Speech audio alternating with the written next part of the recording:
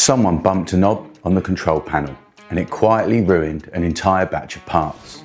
No crash, no alarm, no broken tools, just parts drifting out of spec, one after another.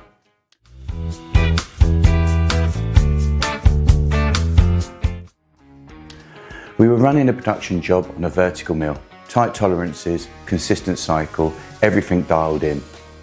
First few parts came out perfect, then halfway through the run, surface finish started getting rougher and dimensions started creeping. Nothing dramatic, just enough to notice. So we stopped and went through the checklist. Tool wear, within limits. Offsets, correct. Program, hadn't changed. Material was the same batch. Everything that should explain a gradual drift checked out clean. And that's the most frustrating kind of problem, when all the obvious answers are wrong. Then someone looked at the control panel. The Feedrate override knob was sitting at 120%. At some point during the run, it got bumped up and the machine didn't care. It just kept running the program faster than it was supposed to. Higher cutting forces, more heat, more deflection. Just enough to push parts out of tolerance, one at a time. We set it back to 100%, ran the next part, right back in spec.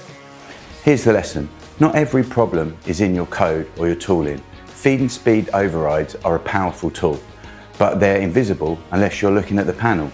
And when the process is drifting and everything else checks out, that override knob is the last thing most people look at. Make it the first. And this is where documented cutting parameters save you.